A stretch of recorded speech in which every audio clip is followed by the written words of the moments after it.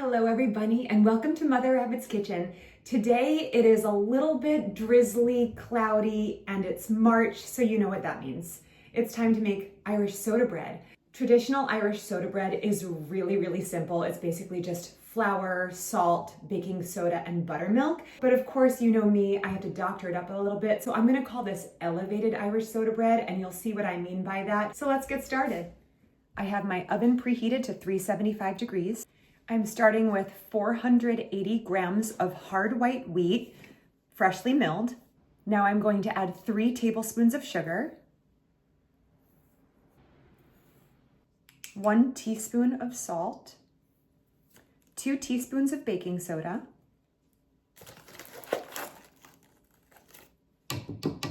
whisk this up.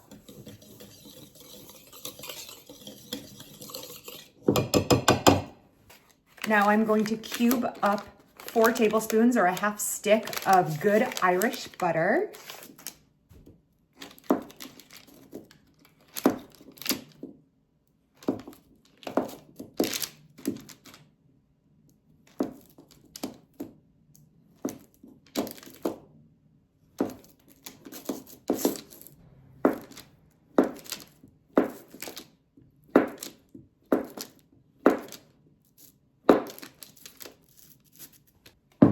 Drop your butter into your dry mixture, and then take a pastry cutter or some clean hands and just cut the butter into your dry mixture.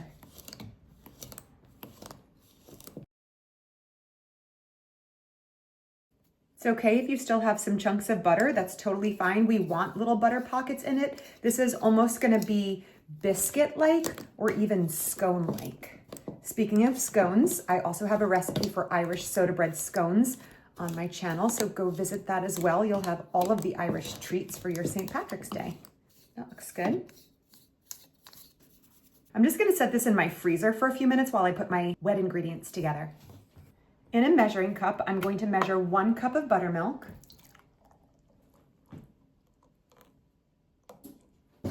I'm going to add 2 eggs,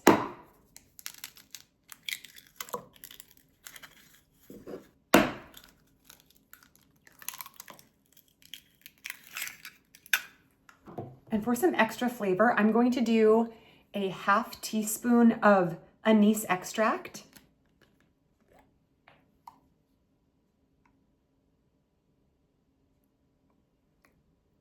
Not quite the whole half teaspoon, almost a half teaspoon.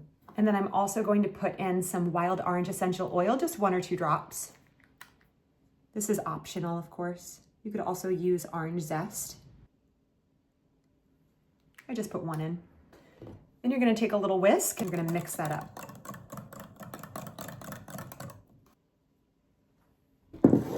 Got my dry ingredients back out, and I'm just going to pour in my wet ingredients. I like to use a firm rubber spatula, but you could also use a wooden spoon. And just stir it around. You're gonna just keep getting all the way under it to get that flour that's at the bottom. You just keep folding it to incorporate that flour.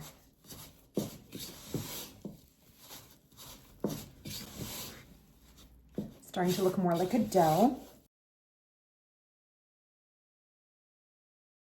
It's very different from regular bread because it's not using any yeast or sourdough starter as a leavening agent. It's just using baking soda, so it's very quick. You don't have to fully knead it, just mix it until it's fully incorporated.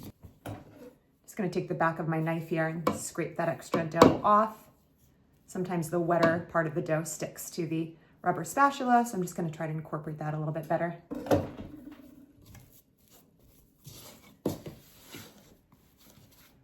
I almost forgot one of the most important parts of this. I have a cup and a half of dried currants here. I actually ordered them from Amazon and they came like just a few hours later, but you could also use raisins if that's easier for you. Or you could just leave them out altogether like I almost did. All right, I'm gonna pour this in and stir it around a little bit more. If I had remembered, I would have probably just dumped them in with my wet ingredients and mixed them around, but this this works too. Sometimes you just have to figure things out as you go. We have to work with the brains God gave us. And mine forgets things a lot. They almost look like little chocolate chips. That's the fun thing about dried currants is they're super tiny and they're very, very sweet. So raisins are very similar. They'll work perfectly, but dried currants are just extra special in this type of bread because it's more traditional and it's different.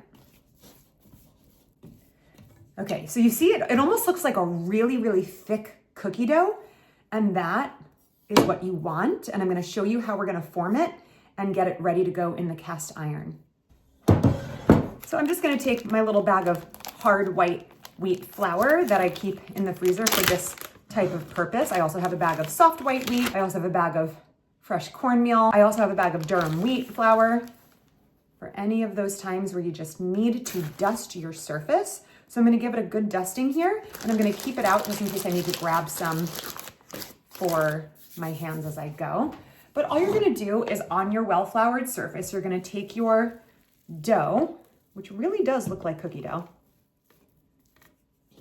Oh my gosh, it smells so good. Oh, that whole wheat hearty goodness. The hint of sweetness from the anise and the orange oil. My goodness, this is gonna be so good. So I'm gonna flour my hands and just like maybe just the surface, the top here. And I'm just going to form it. I'm flouring my hands by pushing them down on my floured surface. I'm just gonna form it like this. I am going to place this directly into my cast iron. So I'm just gonna carefully pick it up. Gently get my fingers under there. Dust off some excess flour from the bottom because that can burn in the oven. And then you might have to just reshape gently in your pan. Looks like a giant chocolate chip cookie. So I'm just gonna push down slightly. You want it to be about 2.5 inches tall. And then all we need to do before we put it in the oven is take that same knife that you cut your butter and just give a little score across the top. You only want to go maybe 3/4 of an inch down, 1/2 to 3/4 of an inch down in the middle. Now it's going to go in the oven for about 40 minutes.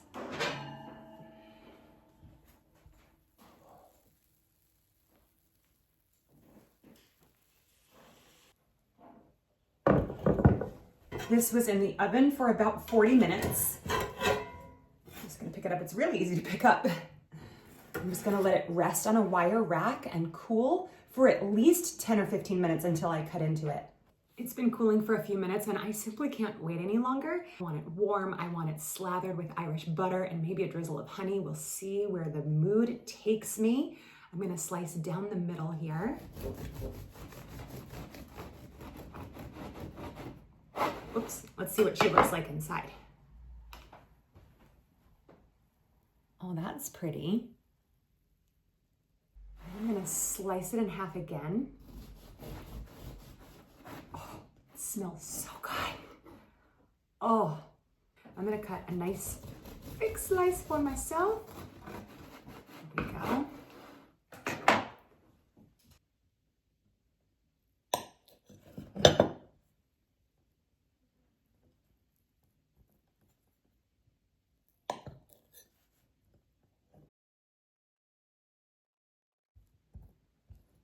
First, I'm going to taste it with just butter on it and then decide if I want to add some honey.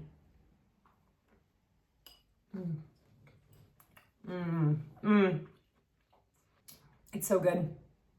It doesn't need honey. If you like it really sweet, you can add honey, but the currants really bring a lot of sweetness to this. My favorite part is that top crust there. Oh my gosh. Oh yeah. Irish soda bread all day, baby. You wanna watch me eat this whole thing? Because I will. I have to get my tea. I have a little confession to make. Just like 10 minutes ago, I was eating an Irish soda bread scone. Now I'm eating Irish soda bread.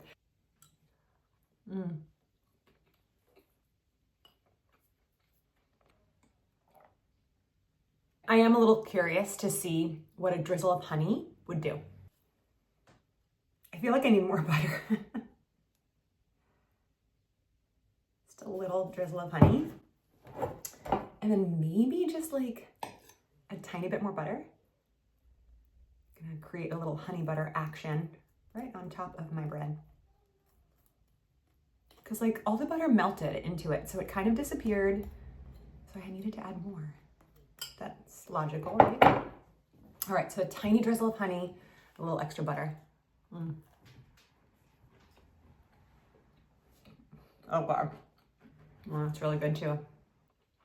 Any way you slice it, literally, it's so good. I hope you make it, I hope you enjoy it, and I hope you have a happy St. Patrick's Day.